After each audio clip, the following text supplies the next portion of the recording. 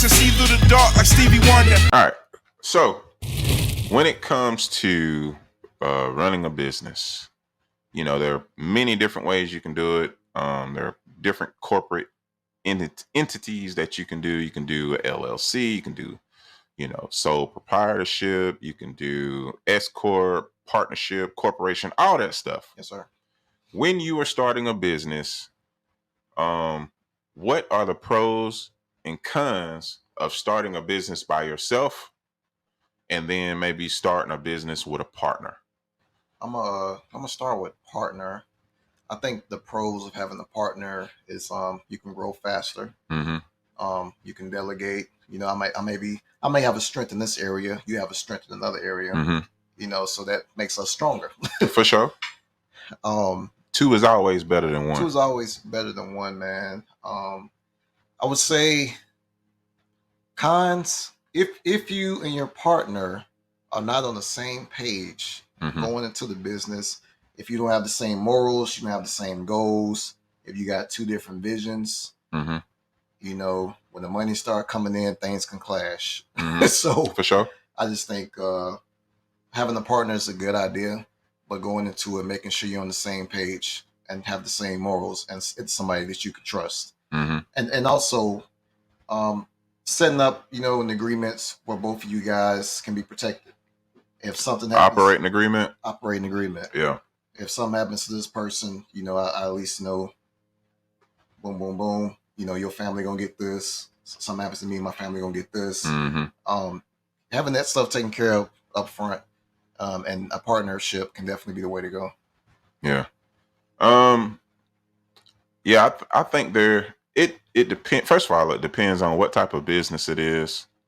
Sometimes in certain type of business, you probably won't need a partner when you first start, but as you scale up, there has been no huge companies that was a one-man company. I believe that. Or you're working 24 hours around the clock, man, trying to run a business yourself. You have to eventually scale, get some partners, whether that person is bringing in money, like a money partner. It can be sweat equity. It can be anything. So you definitely need those partners where you can delegate things to them. But yeah, I think the benefit of starting a business with a partner is, like I said, you can scale faster. And I'll give you the perfect example. So Mr. Beast, who's a huge YouTuber, has millions of subscribers right now, started solo dolo. And he says for 6 or 7 years, he never got over 1,000 followers. So I don't know where he met his friends, but he has 3 friends that he rocks with. He met these guys at like a YouTube or some type of social media conference. They actually formed an alliance. And basically he was like, hey, I'm going to learn this. You learn this. You learn this. And whatever you learn, we're going to come back and teach each other. Okay.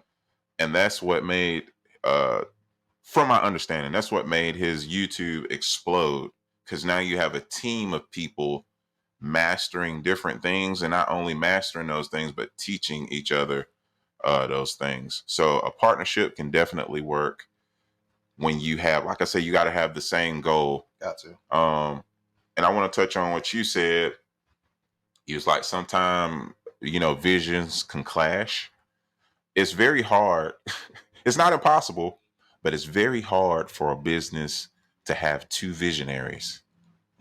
One person has to be the visionary, and then you need to have somebody else probably who is more into executing. Yes. And as a visionary, this is what's the hardest part is, let's just say, okay, Chris, we're going to go to Starbucks. We're going to go to Starbucks in Cherrydale. And let's say we start driving and I go a different way. And you're going to be like, man, I thought we was going to Starbucks, bro. I'm like, we are going to Starbucks, but what you don't know is a couple roadblocks up here. So we got to go a different route. And I said that to say this: sometimes as a visionary, you have to make sure you are constantly communicating the vision that it's the same, but we might have to take some alternate routes because the GPS is telling me to go this way. and that other partner might not understand. You feel what I'm saying? Absolutely. You do that a lot. When I be following you, you do that a lot. Where the hell this fool going? I just put my signal on. I went left, you went right. And I usually always beat him there. Let's put that out there. Most of the time. But yeah, you have to constantly communicate, hey, we are still going to the same destination.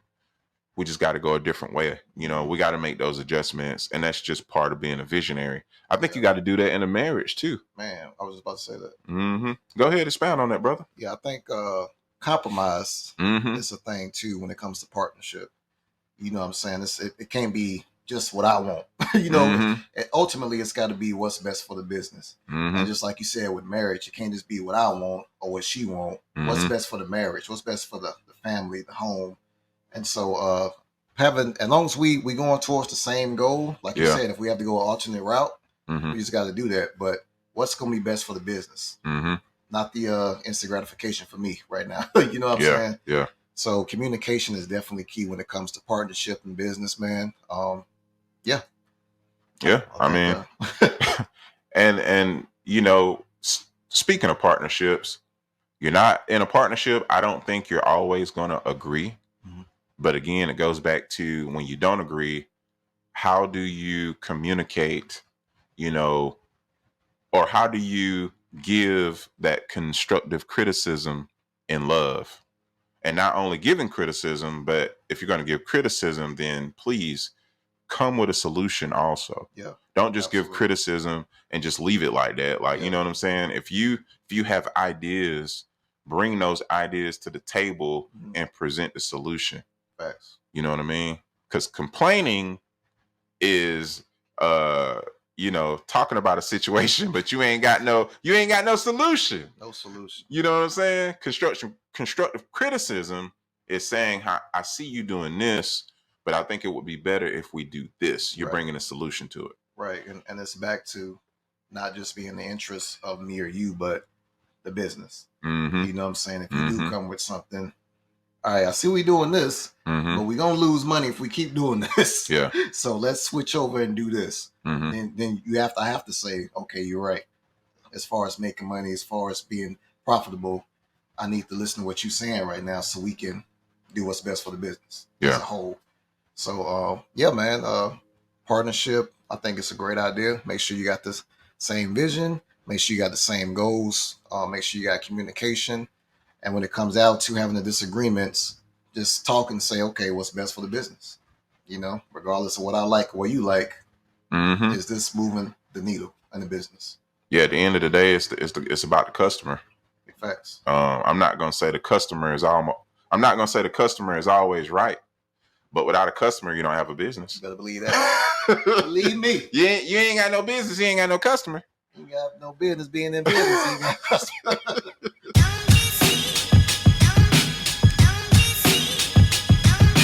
Keep it pushing, see through the dark like Stevie Wonder.